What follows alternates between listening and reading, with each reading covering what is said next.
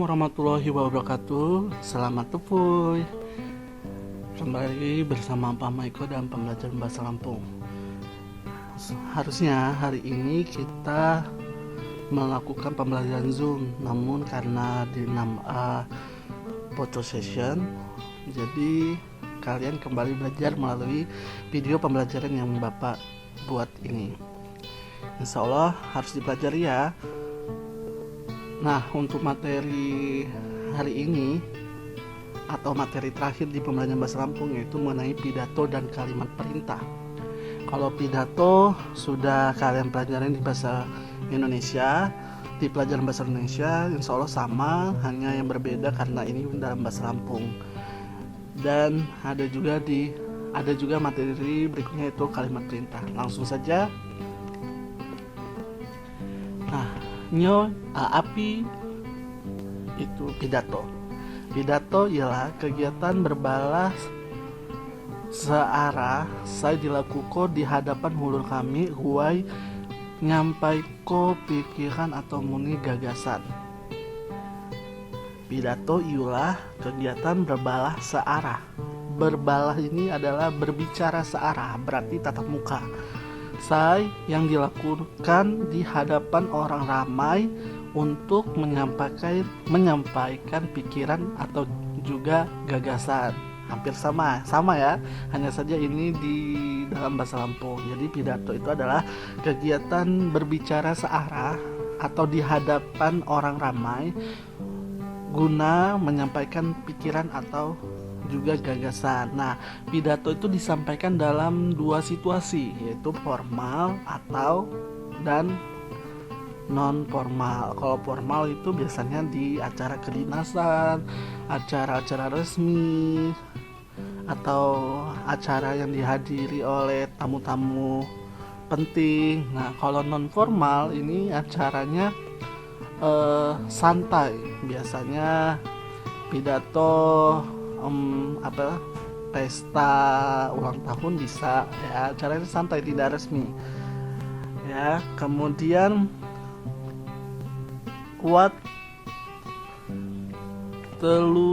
tujuan pidato, ada 3 tujuan pidato. Yang pertama ngeju itu adalah memberi pemahaman, ngeju informasi, dan yang terakhir ngajak ulun bagi supaya dapat terpengaruh jama api saya disampaiko. Artinya tujuan pidato itu ada memberikan pemahaman, memberikan informasi, dan mengajak orang lain supaya dapat terpengaruh dengan apa yang disampaikan ya. Atau nama lainnya ini pidatonya itu adalah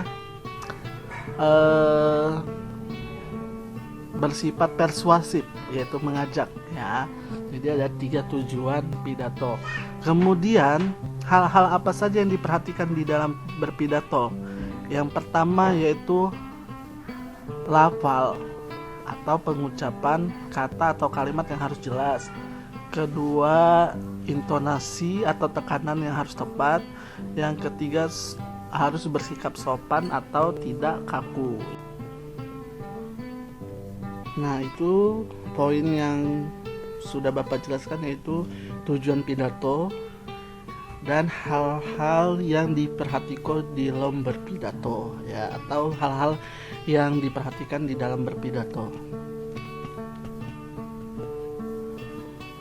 Oke, selanjutnya yaitu cara berpidato atau berpidato. Itu ada 3, sama seperti di dalam bahasa Indonesia atau materi bahasa Indonesia. Yang pertama itu pidato menggunakan naskah atau pidato dengan menggunakan naskah atau teks. Yang kedua pidato mak menggunakan naskah atau pidato tidak menggunakan naskah. Dan yang ketiga pidato menggunakan kerangka pidato atau menggunakan kerangka pidato. Artinya apa? Menggunakan, kalau di dalam bahasa Indonesia itu, di pelajaran bahasa Indonesia itu pidato menggunakan catatan-catatan kecil ya, kerangka-kerangkanya. Misalkan nanti dia ingin menyampaikan yang terhormatnya itu siapa saja ditulis, kemudian poin-poinnya apa saja. Nah itu yang kerangka pidato. Kalau menggunakan naskah ini sama seperti menggunakan teks, baca teks. Kalau yang pidato menggunakan naskah ini sama seperti extemporal atau serta-merta ya, yang tiba-tiba, atau dia juga bisa ke dalam pidato yang menghafal.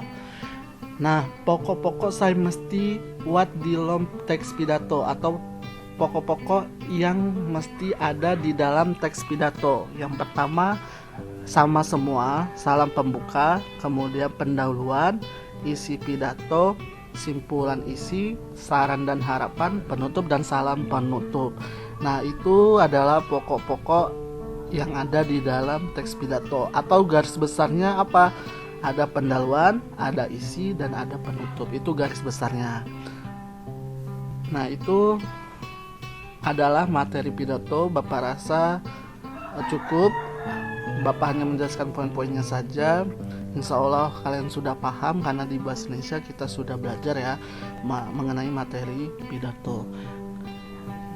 Nanti di pertemuan yang akan datang kita akan membahas dari gambaran umum Provinsi Lampung, kemudian pidato, dan yang terakhir kemarin ada supik, afiks atau kata berimbuhan, dan terakhir yaitu ini kalimat perintah.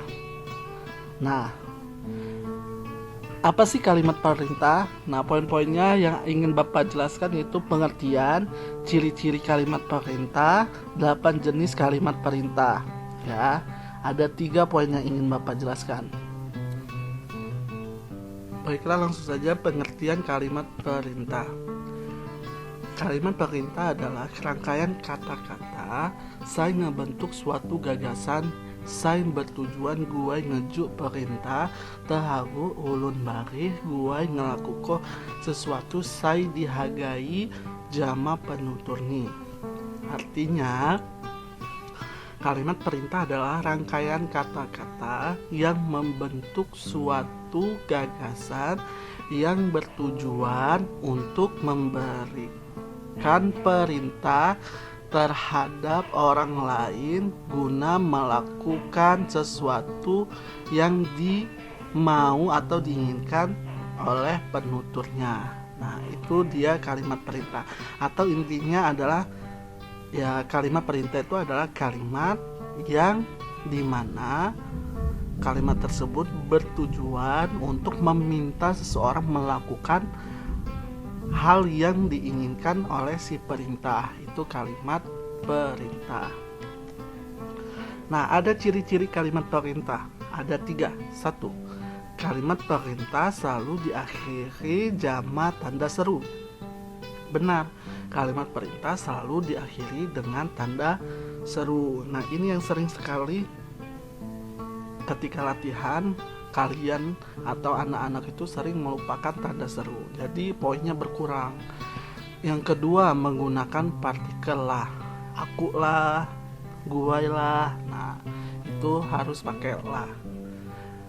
Yang ketiga yaitu intonasi, ganggal di awal, gebah di akhir. Artinya intonasinya di awal tinggi atau naik, dan di akhir dia gebah atau turun. Nah, itu ciri-ciri kalimat perintah.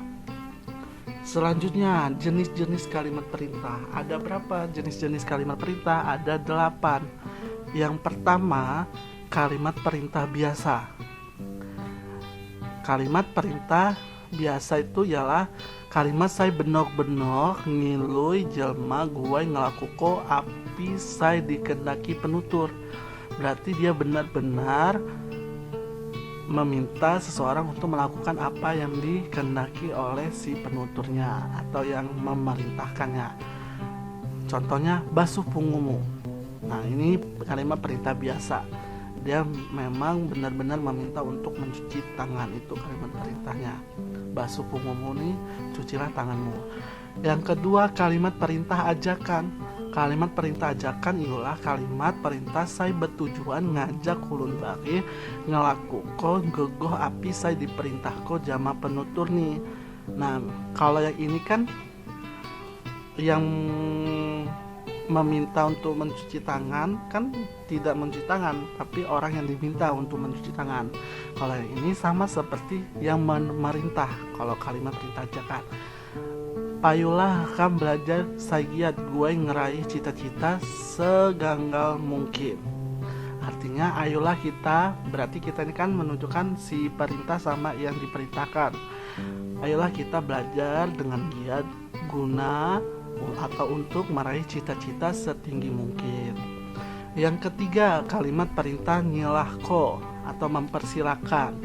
Kalimat singgi, kalimat ini digunakan gue ngiluy hulun bagi gue ngelakuko sesuatu jama cara saya sopan, meminta seseorang untuk melakukan cara yang sopan.